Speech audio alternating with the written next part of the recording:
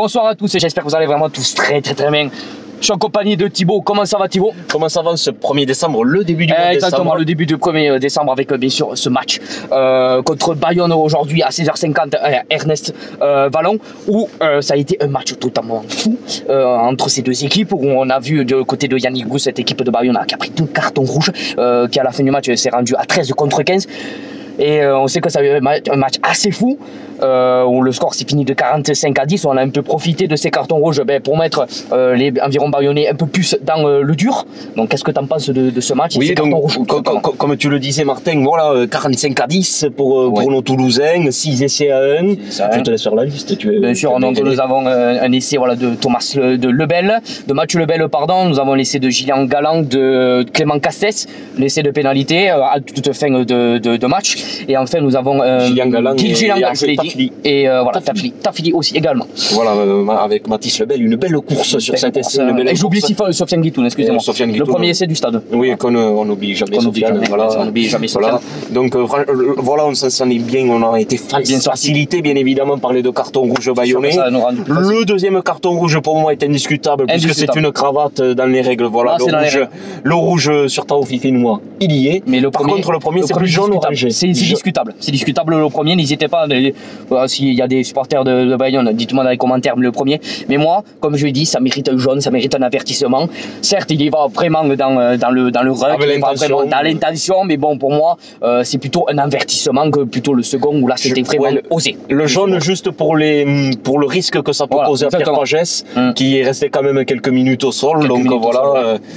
On a été c'est la morale principale de ce match. On a été facilité par les 2 cartons rouges, je le vois. De suite, ça va mieux. 6 essais à 1.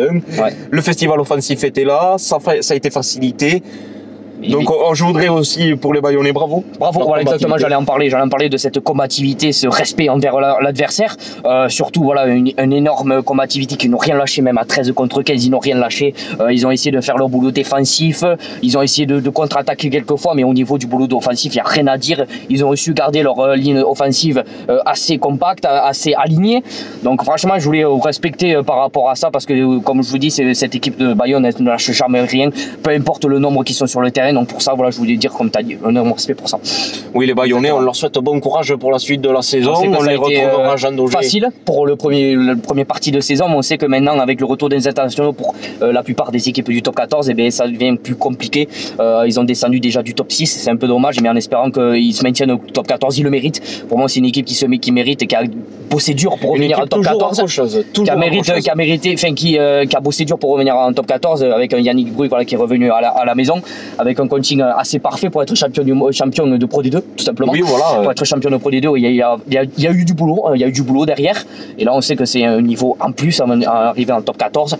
Donc, mais franchement, bravo pour ce travail. On les retrouvera en février à Jean Daugé pour le match retour. Je pense que tu y auras la possibilité. Je pense que j'y serai. Ouais. On y croit. Donc voilà, petite parenthèse sur les Bayonnais. Moi, je voudrais aussi, si tu veux bien, qu'on reparle du monsieur de l'incident. Oui, dans cette la dernière vidéo, je vous ai parlé de cet incident qui s'était passé en Coupe d'Europe face à Cornart, où cette personne, comme je vous l'avais dit, de la 17e jusqu'à la première mi-temps, voilà, il y a eu un sacré incident où il y a eu un arrêt cardiaque.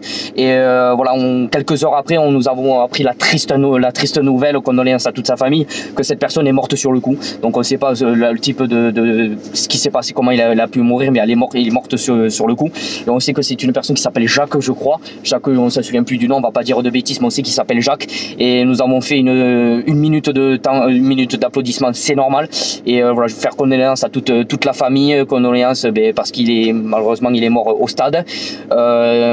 Pensez pour lui en espérant qu'il continue à regarder les matchs. Oui, qu'il repose en paix, qu'il regarde de là-haut, et qu'il était fier malheureusement de supporter. Je sais pas si c'était un grand supporter du Stade Toulousain, mais bon, voilà, condoléances à toute sa famille. C'est pour les supporters qui nous ont quittés, ça n'est un de plus.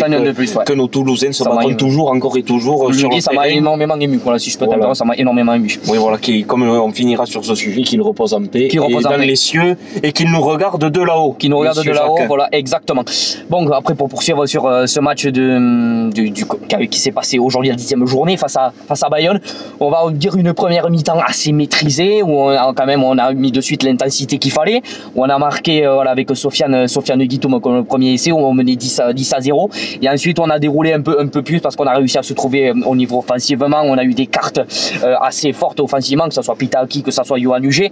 Donc voilà, une première mi-temps assez maîtrisée dans l'ensemble. Je sais pas ce que tu en as pensé. Oui, on a assez maîtrisé, même dans la première mi-temps, on a su gérer offensivement nos occasions, on les a mises au fond. Voilà, on avait le bonus dès la 30e minute. Ouais. On était devant 17-0, me semble-t-il, à la mi-temps. Oui. On a fait Brandon Nesta avant la fin de la première mi-temps. On a su tenir. Voilà aussi, on parlait des tops et des flops comme on le fait habituellement.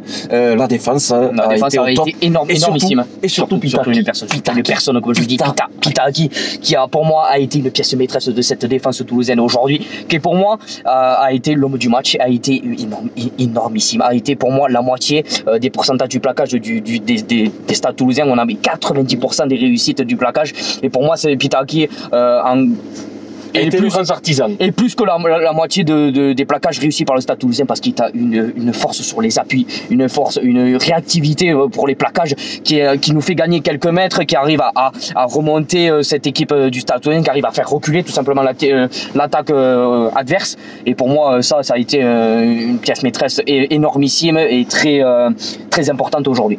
Oui, ça nous a beaucoup aidé, puisque la combativité de Bayonnais était féroce en face. Même à 13 contre 15, c'était combatif. Voilà, donc la défense a bien été hermétique, même si on a encaissé un essai aux alentours de la 59e, 61e, je crois.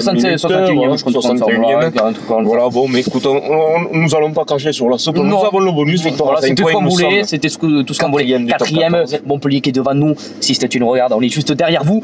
On va parler aussi de l'énorme carton qui s'est de Montpellier contre Lyon, 33-8. Un festival offensif du côté de Montpellier, où Montpellier reste 3e du classement, et on sait qu'on les retrouve la semaine prochaine en Coupe d'Europe, et la semaine suivante on les retrouve chez eux en Coupe d'Europe. On sait que ça va être très difficile, parce que le premier match, certes il y avait plein d'internationaux, mais on a quand même perdu 33-22 sans les internationaux. C'est un score plutôt faisable, plutôt convenable, et on sait que maintenant avec les retours des internationaux, essayons de les mettre un peu plus en difficulté. Surtout le retour de Colby. Voilà, exactement, et essayer de déjouer les stratégies de Xavi Garbajosa. Oui, voilà, donc Montpellier, on les connaît, ça sert un adversaire difficile à manier, ça a toujours été une équipe talentueuse, avec beaucoup de talent, ça a toujours été ça, Montpellier, mené par son président Mohamed Altrad, évidemment, ils ont eu chaud avec le salary cap aussi. Ils ont eu chaud. Donc on les attend, les Montpelliérains, le week-end prochain, 16h15 à Ernest Vallon, déjà, pour le premier rendez-vous. Si tu veux venir, tu peux venir. Nous t'invitons à venir à Toulouse, t'inquiète pas, comme moi je viendrai à Montpellier, cette fois j'y serai, ne t'inquiète pas. Donc nous, on les attend à Toulouse avec impatience, pour engranger dans cette poule 5 de Coupe d'Europe, pour engranger le maximum de points, pour prétendre le plus tôt possible à un quart de finale à domicile. Ouais. Ça serait énormissime. Ouais. Ça serait reposant. Parce qu'on sait que l'importance de Coupe d'Europe pour Hugo Mola et pour le groupe toulousain, tout simplement, cette 5e étoile qu'on attend depuis tellement longtemps. On attendait depuis tellement longtemps le Brennus, donc pourquoi pas soulever cette Coupe d'Europe. Comme on l'a dit, Hugo Mola, l'équipe est encore en construction au niveau voilà, parce qu'il faut remettre les internationaux dans le bain du championnat, dans le bain de la Coupe d'Europe, reconstruire un groupe, tout simplement, même si le groupe est en train vachement de se reconstruire comparé à la première partie de saison. Retrouver les automatismes qu'il y avait la saison dernière. Je pense qu'il n'y aura pas, je dirais pas de difficulté, mais je pense que les Toulousains sauront nous retrouver les automatismes assez rapidement en Coupe d'Europe. Donc moi je pense qu'en Coupe d'Europe on a un beau parcours à prétendre, et ça démarre dès dimanche prochain contre Montpellier. Contre Montpellier qu'on attend. Exactement. Donc après, pour parler d'un peu de cette seconde mi-temps, parce qu'on a parlé un peu de Montpellier, on a parlé de la première mi-temps, une seconde mi-temps assez tristounée, assez fébrile, les 20 premières minutes juste, où on a laissé un peu les joueurs de Bayonne jouer, où on a commencé à mettre des ballons n'importe où, on a fait des jeux statiques, Je suis content parce qu'aujourd'hui on n'a pas trop utilisé le pied, on a joué, et on a vu que quand on jouait, on les met même en difficulté, que ce soit Bayonne, on voit quand même qu'on les met en difficulté, même s'ils étaient à 13 contre 15, on les a mis en difficulté, et ça fait plaisir. C'est sûr, mais même si le jeu engendre les fautes et engendre le fait que ça soit brouillon sur les 20 premières minutes, le contenu est assez plaisant quand même par la suite. C'était un rugby assez plaisant à voir, donc s'ils peuvent nous le proposer par la suite, qu'on continue comme ça en Coupe d'Europe, comme tu as dit, on est en train de faire un très beau parcours en Coupe d'Europe, mais si on n'a pas joué beaucoup de matchs pour l'instant, continuer dans cette dynamique là, comme elle a dit Siste Hurloté, continuer dans cette dynamique là, engranger le maximum de points, que ce soit la semaine prochaine et à Montpellier, même si ça va être très compliqué, essayer de gagner le maximum de points, et pourquoi pas assister à cette demi-finale et la finale de la Coupe d'Europe.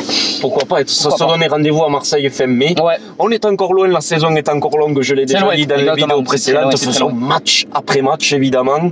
Voilà, il faudra se contenter de rester leader de cette poule 5 dimanche prochain pour avoir une petite sécurité sur le déplacement à Montpellier. Et après, nous verrons, on ira à Agen. Après, Agen, là aussi, il faudra aller ramasser des points. Voilà, quand même. Non, mais même que ce soit de toutes les autres équipes, il faut engager le maximum de points. Certes, on a réussi à rattraper assez notre retard quand même pour être remonté 4e du classement. On a voulu les 5 points, on les a eus. Je ne demande pas pour l'instant d'être premier ou deuxième du classement parce qu'il y a la Coupe d'Europe aussi avec. Puis Bordeaux et Lyon sont loin quand même. Ils sont encore loin. On est à 10 points quand même de Bordeaux qui est deuxième. On est à 11 points de Lyon qui est premier. Non, c'est l'inverse. Oui. C'est l'inverse. Donc voilà, il faut quand même se concentrer sur les deux compétitions, que ce soit la Coupe d'Europe et on a l'habitude de le faire à Toulouse. Et le France, exactement. On a l'habitude de le faire correctement. Et on y croit nos joueurs. On y croit. Et surtout le retour de Colby la saison prochaine. J'insiste là-dessus parce qu'il a un poids dans le jeu toulousain énorme. Faire énormément du côté offensivement. Après, pour revenir sur le match, si tu devais donner un homme du match de cette on l'a déjà dit, Pitaki, c'était incontestable, il a tout fait, c'est l'homme à tout faire. C'est l'homme à tout faire, que ce soit offensivement, défensivement, il est partout. Il est partout, même dans les rucks, des fois, il y est. Bon, même s'il gagne pas trop de ballons, même si c'est pas trop son job, dans son poste d'avant, mais que ce soit offensivement, défensivement, il apporte énormément et on l'a vu que défensivement, c'est une pièce maîtresse de Stade Toulousain. Voilà. Oui, donc il nous sera précieux dans les matchs à venir, dans les saisons à venir. Il gratte beaucoup de ballons, il est beaucoup présent sur les zones de plaquage, il est virulent. Pitaki, c'est une belle découverte. Je vous conseille d'ailleurs un article sur Eurosport sur lui qui est paru aujourd'hui. Très bien fait. Très bien écrit. Si vous voulez le découvrir sur sa famille, évidemment, il parle à un moment donné de sa famille, de son rapport avec le rugby.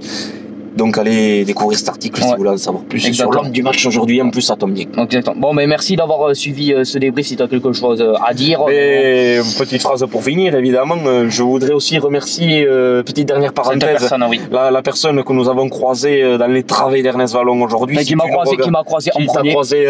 Martin. Qui m'a croisé en premier et que je voudrais remercier pour son compliment qui était assez gentil, qui était assez construit, qui m'a bien parlé, qui m'a dit que mes vidéos étaient assez constructives, que l'analyse était plutôt bonne, qu'il fallait qu'on continue tout simplement. Et je vous dis remercier parce que c'est grâce à ces personnes-là, certes qu'on continue, mais bon, même voilà, je continuerai, comme j'ai dit, tant que ça va me plaire, je continuerai parce que c'est quelque chose que j'aime faire tout simplement et que je kiffe faire, même que c'est soit à la compagnie Thibaut ou soit tout seul, je continuerai à le faire parce que tant que je continuerai à faire des bonnes analyses, tant qu'il y aura des personnes comme celles qu'on a vues aujourd'hui qui ont des bons arguments, qui nous encourage voilà, exactement à continuer à faire ça, ben je continuerai à le faire tout simplement. Voilà, c'est très gentil de ta part. Merci. Franchement, on souhaite te revoir très vite, Ernest. Voilà. Très vite. Pour discuter de rugby, autour d'un verre, autour d'une nuit. Voilà, du Lubidouze. Voilà. Très bien, merci Thibaut pour Martin, pour la confiance comme d'habitude.